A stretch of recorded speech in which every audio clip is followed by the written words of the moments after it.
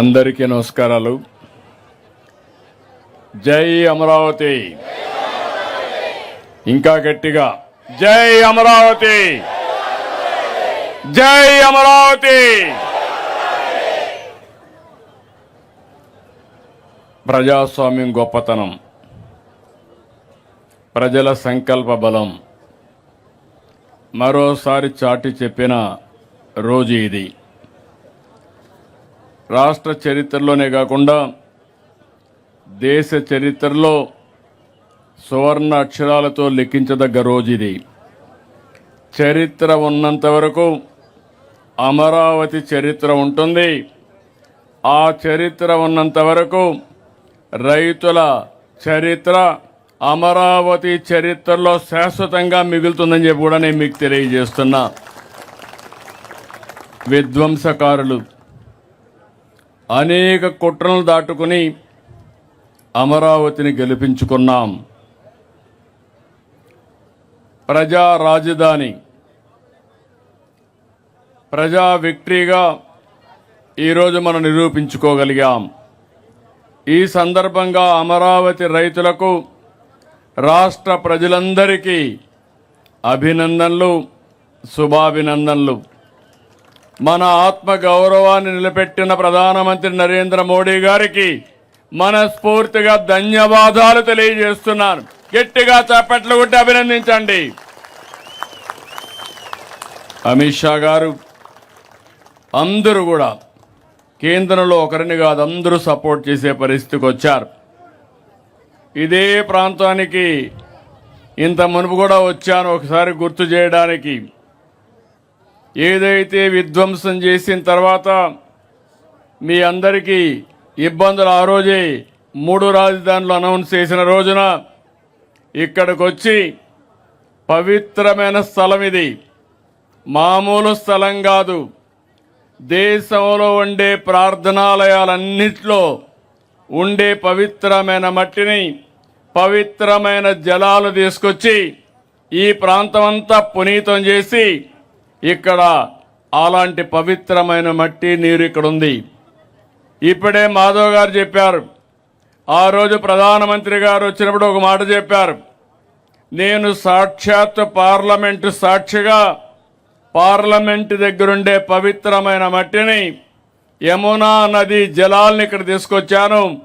అంటే ఇది మట్టి జలాలు కాదు, దేశం మొత్తం అమరావతితో ఉంటామని చెప్పి నిరూపించిన రోజుది. ఓసారి ఈ చరిత్ర మనం మర్చిపోతే చాలా కష్టమవుతుంది. ఆ రోజు ఇక్కడే కాదు, అన్ని దేవాలయాల్లో, అన్ని గ్రామాల్లో పవిత్రమైన మట్టిని తీసుకుని, అక్కడ జలాలు తీసుకుని దేవాలయాల్లో పూజలు చేసి ఆ పూజ ఫలితాలు ఇక్కడికి తీసుకొచ్చాం. అలాంటివన్నీ కూడా మనం ఒకసారి గుర్తుపెట్టుకుంటే ఈరోజు సాక్షాత్ పార్లమెంటు ఒక పార్టీ కాదు, ఎన్డీఏ పార్ట్నర్సే కాకుండా దేశంలో ఉండే అన్ని రాజకీయ పార్టీలు అండగా అమరావతికి నిలబడ్డారంటే అది చరిత్ర. కానీ ఒకే ఒక పార్టీ, దిక్కుమాలిన పార్టీ, ఏమనాలో తెలియదు, వాళ్ళని మనం చూసాం. శ్మశానం అన్నారు. ఈరోజు మనం తెలుగు లేని శాసనాన్ని చేసుకునే పరిస్థితికి వచ్చాం. నేను ఎప్పుడూ చెప్పాను, 3 ముక్కలాట చాలా సులభం అనుకున్నారు. ఆ 3 ముక్కలాటతోనే ఏమయ్యారో మీరే చూశారు. అలాంటి జరిగే పరిస్థితి వచ్చింది. ఇలాంటి పవిత్రమైన సందర్భంగా నాకు చాలా భావోద్వేగం ఉంది. మీకు ఒక నమ్మకం, ఇది ఒక రాజధాని అవుతుంది, మీ జీవితాల్లో మంచి కలుగుతుంది. అదే కాకుండా మీరు ఇక్కడ రాజధానికి భూమి ఇచ్చిన వారు శాశ్వతంగా అవుతారనే మంచి పేరు కోసం ఒక నమ్మకంతో నాకు 29,000 మంది రైతులు 33,000 ఎకరాలు స్వచ్ఛందంగా 1% లిటిగేషన్ లేకుండా ఇచ్చారు. ఆ రోజు ఈరోజు నారాయణ గారు ఇక్కడే ఉన్నారు. చెప్తే మీ దగ్గరకు వచ్చి మాట్లాడి చేశారు. ఇది అమరావతి ఒక క్యాపిటల్ కాదు, ప్రజల ఆత్మ గౌరవానికి చిహ్నం. ఇక్కడే అమరలింగేశ్వరుడు కొలువు, ఇంకో పక్క ప్రసిద్ధ బౌద్ధ స్తూపం, కృష్ణమ్మ తల్లి, దుర్గమ్మ తల్లి.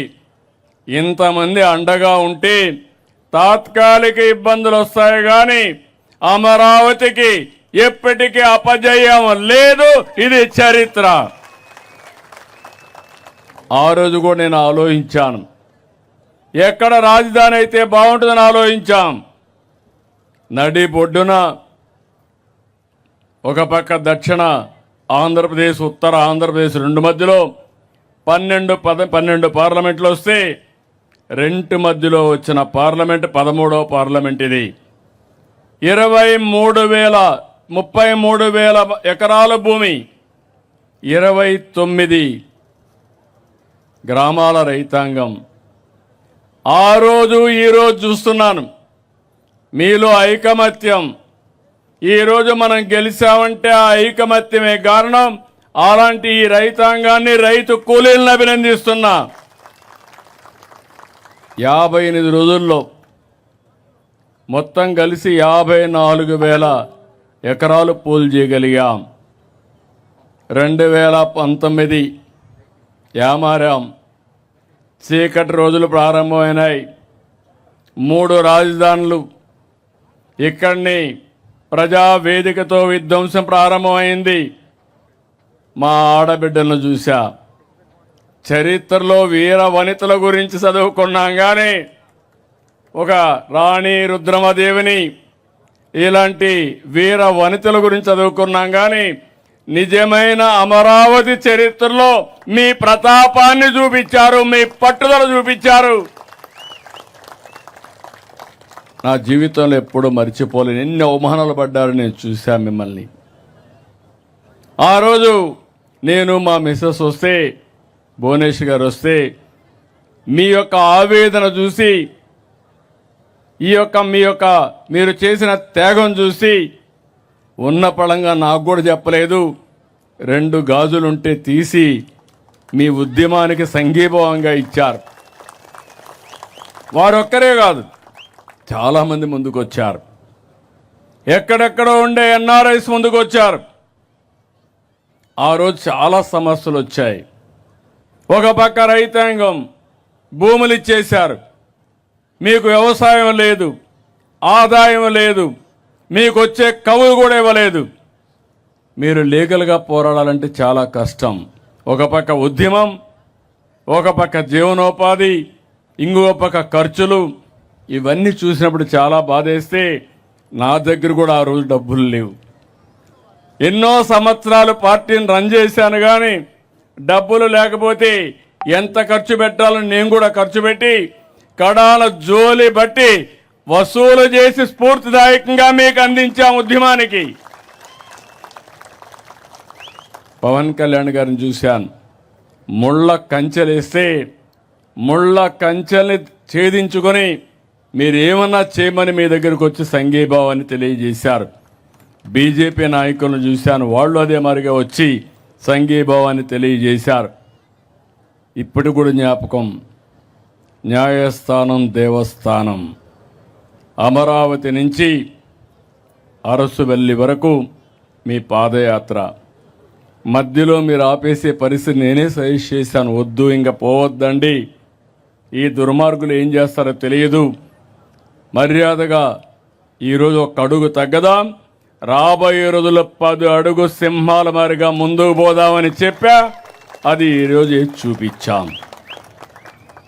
అయితే 1631 రోజులు నేను ఒకటే చెప్తున్నా, చరిత్ర పుటలో మీ చరిత్ర కూడా ఉండాలి, మీ త్యాగాలు కూడా ఉండాలి. ల్యాండ్ పూలింగ్ ఇవ్వడం ప్రపంచంలోనే ఎక్కడా లేని స్ఫూర్తి. అలాంటి రాజధాని రాలేనప్పుడు వీరోచితంగా పోరాడి సాధించుకున్న స్ఫూర్తి ఒక్క అమరావతి చరిత్రకే ఉంటుంది. దీంట్లో అనుమానం లేదు. మూడు ముక్కలాట చూసిన తర్వాత 2024 ఏకపక్షంగా ఎన్నికలు జరిగాయి. 94% స్ట్రైక్ రేట్ వచ్చింది. గెలిపించిన తర్వాత బాధ్యత పెరిగింది.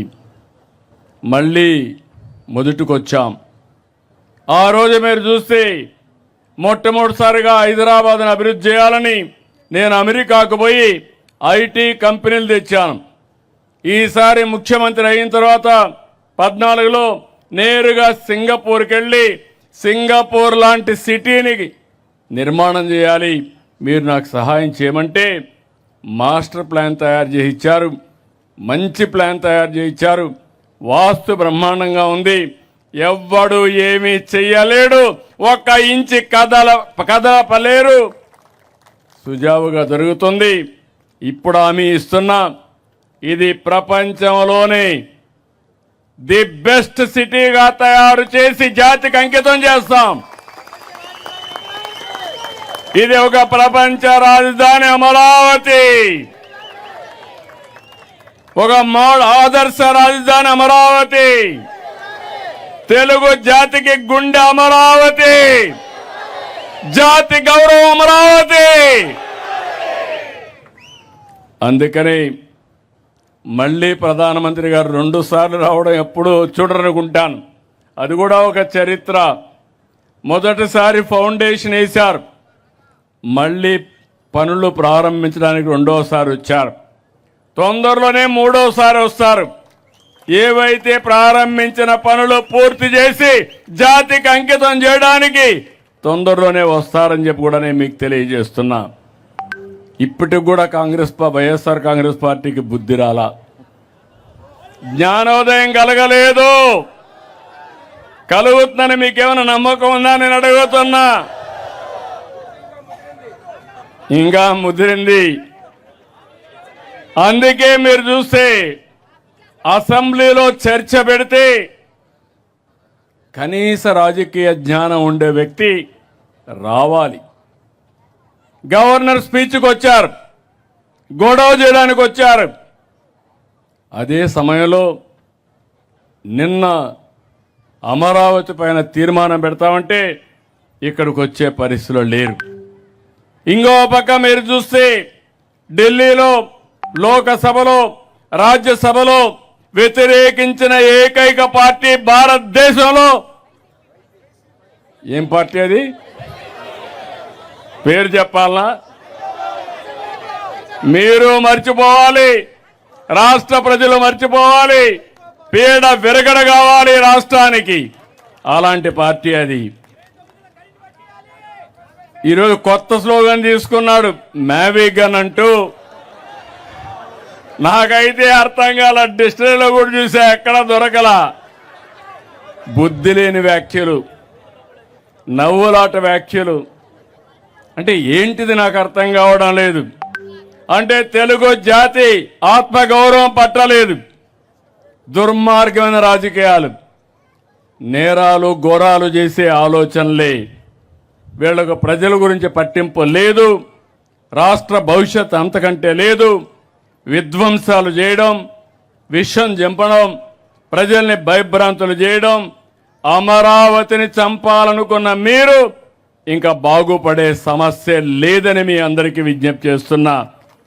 అందుకని బిల్లుపై పార్లమెంట్లో వాకౌట్ చేశారు.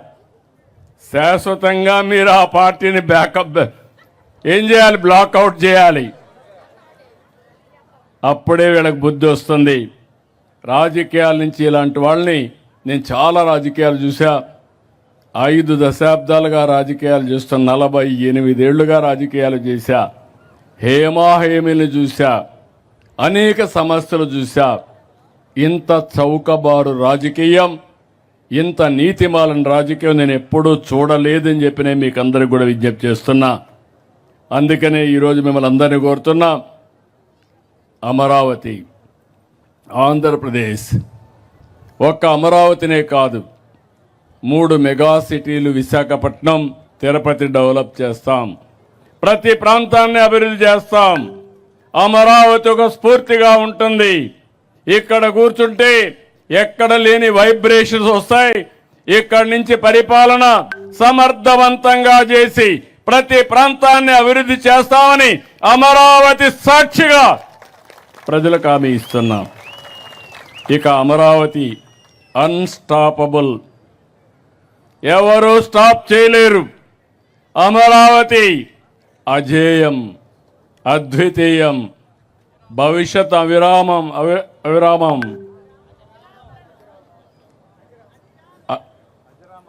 అజరామరం.